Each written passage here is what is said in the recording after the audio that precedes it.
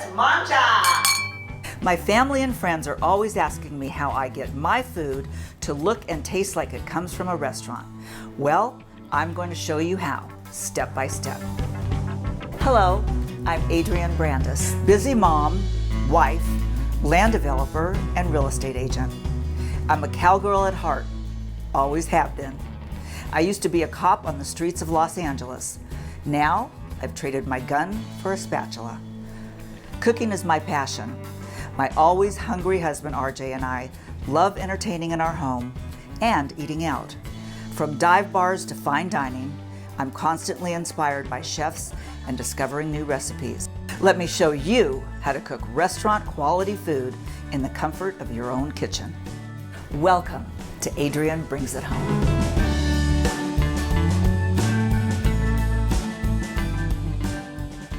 We're in Corona del Mar, California, also known as Crown of the Sea. We're here at Foretti's today, an authentic Italian restaurant. They're known for their great Italian foods, their wood-fired pizzas fired up at 900 degrees, homemade pastas, and their Mamma Mia meatballs. Let's go see what's cooking. Hi, I'm so excited to be here today with my friend Thad. So how long have we known each other? I think about 25, 30 years. You have the best Italian restaurant in Corona del Mar. Well, thank you. I'm very, very blessed to hear you say that, and very fortunate with the people here in Corona del Mar that show a lot of support and love to this place. Well, that's kind of our village, isn't it? Everybody supports one another. It's also because you have great food, and it's authentic food. It's, I understand, some old family recipes from different families, but you are not a chef. No. You are a sommelier. Yes, I'm a level 1 sommelier. I have a passion for wine. I wanted to learn a little bit more about the history of wine, not so much the drinking of wine. Well, I like the drinking of wine. What are we going to eat today? I'm kind of hungry. Our traditional carpaccio, tomato carpaccio salad with burrata cheese. And then we're going to do what is pretty much our number one seller, the spaghetti and meatballs. And that's the Mamma Mia meatballs, right? The Mamma Mia meatballs. Hey! Yeah. So give me like a crash course in wine. Like, so what are the things that a novice needs to know? Well, I think one of the biggest mistakes people make is they don't allow their wine enough time to breathe. When somebody brings a 20-year-old bottle of wine here at the restaurant and we pop the cork, they start drinking it right away. And what people forget is that if you're in a bottle for 20 years, you're like this. And so when you pop the cork and you come out, you need a little time to stretch. And when you stretch, you become a little stronger. You become a little better. Right, that makes sense, yeah. And the same thing is with wine. You get it out, let it breathe for a while, swirl it in the glass, let it tumble. And all of a sudden those aromas that you're supposed to pick up, you can start to smell. And then when you put it on your palate, you can start to taste. Okay, so that's why you see them boo, boo, boo, boo, all that fancy stuff. All right, Thad, tell me, what do we have here? We call it a green sauce. It doesn't have a very flattering name, but at the same time, once you dip into it, we've had a lot of people call it crack because they can't get enough of it. They keep dipping, and then they go, we need another round of the crack. I know it's got a little cheese in it, right? Very little of the Parmesan cheese. It has spinach, it has parsley. We use 75-25 olive oil and canola oil. So it's not 100% olive. That's why it's not so heavy. Right. I can see why you call it crack. Yeah. This is really, really I good. didn't come up with that name. Or your customers. It was Right. a lot of clients that would say, we need a little more crack. It's delicious. Yes. It reminds me a little bit of a French pistou. So now we're having the carpaccio. So tell me about tomato carpaccio. Well, the tomato carpaccio salad is a very thin slice of heirloom tomatoes. We try to get a lot of variety of colors, so when you put it on the plate, along with the burrata cheese and the arugula in the center, it brings out a lot of color. And then it makes the food look vibrant. The vibrant spreads over to the palate. Thank you, Miguel. You're welcome. Looks beautiful. Why don't we share this? I'd be happy. A lot of food for lunch. Yes. The balsamic's more on the bottom and then a little olive oil on top. Okay, very nice. Talk to me a little bit about the difference between, like, you know, I don't want to call it wine snobs because you are one. No, I'm kidding. Does white wine have to go with fish and red wine have to go with steak? It doesn't have to. What goes with the dish is what your preference is, what pleases your palate when you're having your food. But customary, you're going to get more out of your dish, as in this dish, if you had sort of a Pinot Grigio, Sauvignon Blanc, the florals, both wines will pair up nicely with this type of dish. Would you like to enjoy a glass of wine with me? I would love it. With our meatballs? Yeah. Adrienne, what we have here is what we call a Super Tuscan from Italy. Cheers. Cheers. How do they say cheers in Italy? Salute. Salute. Okay. Salante in Ireland. Salante. Okay. In what country? In Ireland. Ireland, Salante. Okay. Oh, that's delicious. I'm picking up a lot of blackberry Let me see if I can do this. jam. I was going to say cherry, but I don't have cherry. I don't have sommelier anywhere No. near my name. You know, that's a... Oh, Mamma Mia. Now I know you why they call them Mamma Mia's meatballs. These Yes. are fabulous. Well, Thad, you know, I've had these 100 times at least, but every time I taste them, I think, my goodness. And you've never told me your secret, other than I know you use a certain kind of tomato sauce. Do you use a breadcrumb? I'd love to tell you, but You'd have to kill me. The sauce is to write home about, really. Do you use breadcrumbs or bread? use a little breadcrumb. A little breadcrumb, okay? That's fair. But they come from our own breads. Okay. Yeah. Because it seems like they're softer than, you know, when you use that really dried out breadcrumb, they can become a heavier meatball, and these are nice and light. But do you have a special sauce that you use?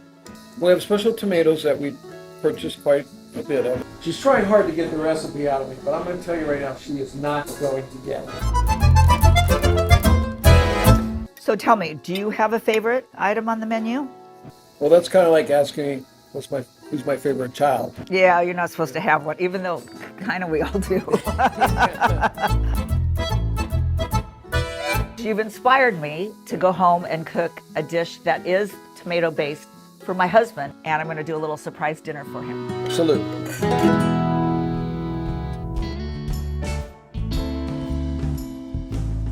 We had such a fabulous lunch yesterday at Foretti's, and when you walk into the place, I mean, you can smell Italy, and it really inspired me to bring it home and teach you how to make restaurant quality food in the comfort of your own kitchen. So I do a very simple arugula salad, and it's also known in Europe as rocket salad. And one of my tricks when I do any kind of a salad is I put it in the refrigerator to get super crispy. I'm going to take a Maui onion or a sweet onion, and I like to use a mandolin because I like them to be cut super even and super thin. Arugula in the Roman days used to be considered an aphrodisiac. Woo woo. Anyway, super simple salad. I'm going to put it in the refrigerator to get it crispy, and I'm going to show you that trick. And when I bring it out to dress it, I'm going to put some Irish cheddar cheese on it. It's not Italian, I know. But here's my little trick. I wet some paper towels and put it on top of the salad. So I'll just pop this in the refrigerator while I'm making the sauce and the pasta, and before I dress it, it'll be all crispy. The key to making the sausage really super tasty is not to just throw it in the sauce. You want to brown the sausage up. I like to leave it in the casing because then you bite into this wonderful deliciousness. So I'm just going to brown these up, and then I'm going to slice them up and put them in the sauce. In the meantime, I'm going to put my pasta water on to boil, and I always cook my pasta al dente. The trick to pasta is to make sure you salt the water, because if you don't salt the water, you're not going to get the flavor out of the pasta. And this is a coarse sea salt. I've got the sausages browning. Now I'm going to make the sauce. It's a tomato-based sauce. So I'm going to start with olive oil, and I'm putting enough in to saute one onion that I've already diced up. I'm gonna let the onion cook down a little bit, and then I'm gonna put the garlic in, which I've already minced.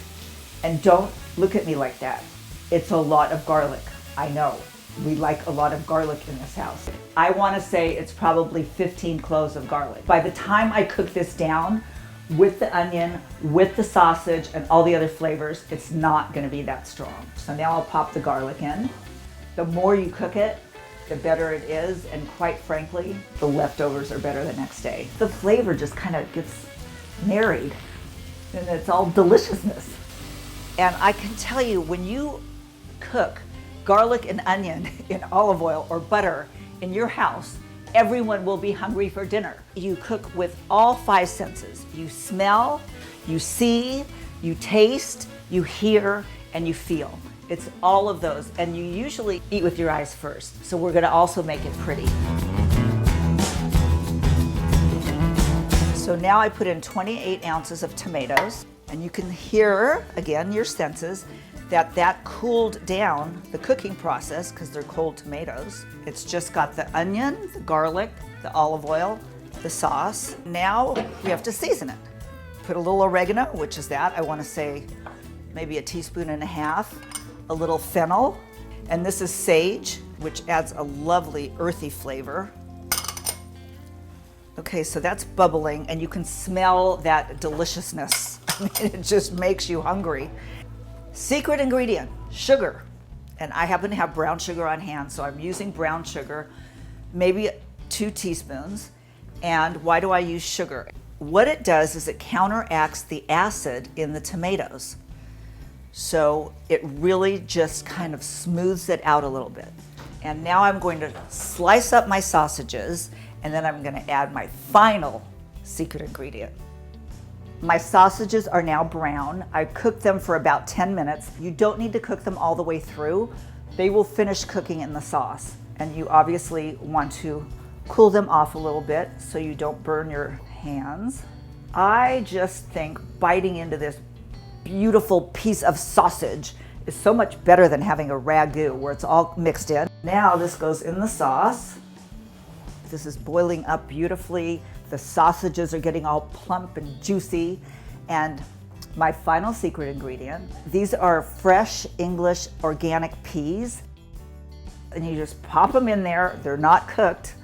And as the sauce cooks, the peas will cook, as will the sausage. The sauce gets better and better with cooking over the stove.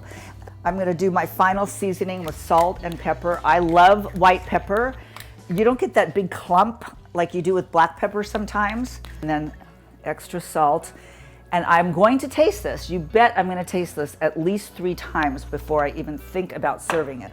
Because as you're developing and layering your flavors, you're adding more. And so you might need a little extra salt, you might need a little extra pepper. So this is going to simmer now for about an hour. I'm going to put the pasta in now. I'm cooking the entire pound, and I'm going to undercook it so I can use it for leftovers later in the week. Extra salty water. This water should taste like the ocean. Should I put oil in the water or butter in the water so the pasta doesn't stick? No, please, no. Why? The pasta's not going to stick, 1. And 2, you want the starch that lives on the pasta to stay on the pasta. Same reason that you don't rinse it. You want it to stay on the pasta so that when you mix it with the sauce sticks to it. This is a rigatoni of heavy pasta because we have a very heavy sauce. If you were cooking it all the way through, 15 to 18 minutes, I'll cook it for 12. Drain the water and then just let it sit till I'm ready to put the sauce and the pasta together using a wok. Go figure, but it just makes it easy to do, and then I get to serve it piping hot. And finally, I'm going to show you how to make the real authentic garlic bread. Super simple, but muy delicious. My son Patrick brought me this amazing sourdough bread this morning, so you could just put lashings of butter on it, but we're going Italian, so I am going to slice this up. Divine, divine, divine. Unlike Americans, Italians do not put butter and garlic and cheese on their garlic bread. They do not put cheese at all on their garlic bread. What you do is you put this in the oven, dry, just the way it is, and then when you take it out and it's all crispy and warm, you rub the garlic on it, and it actually sort of melts on the bread. Oh, you could just feel how fresh that is. So I'll just pop this in here and watch it really quickly because I'm putting it under the broiler. Going to drain the pasta. I'll finish up the bread, and then RJ should be home, I would say 20 minutes. So you see how the bread is still warm. You take the garlic clove and you just rub it on the bread.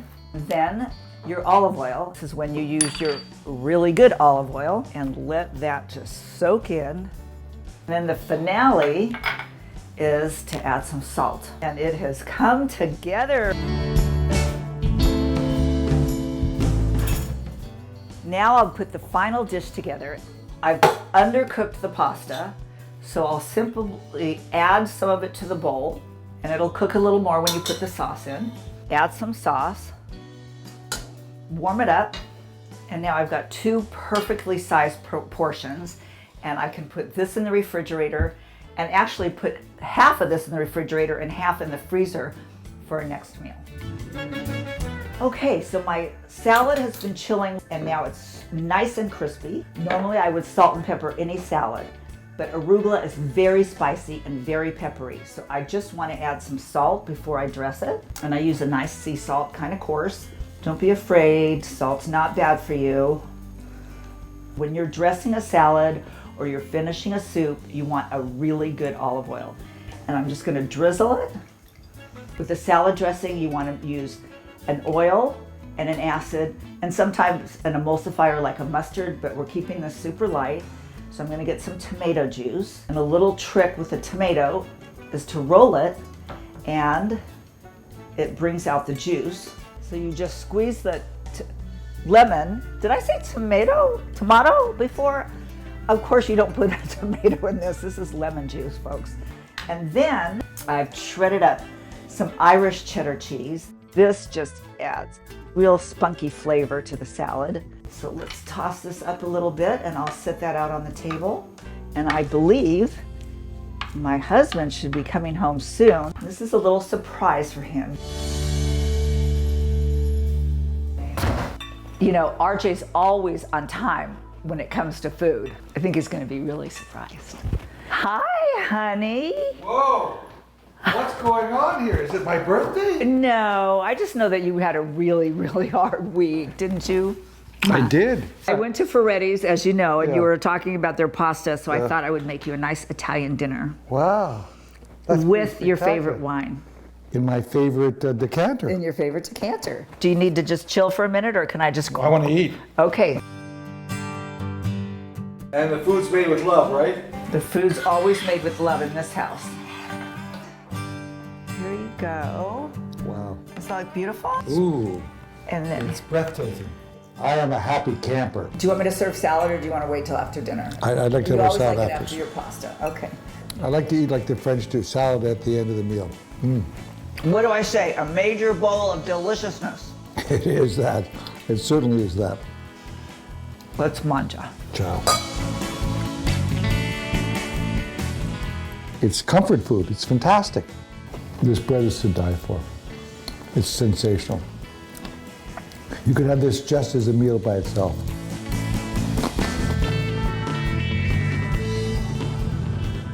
We brought it home tonight in my very own kitchen, and you can too.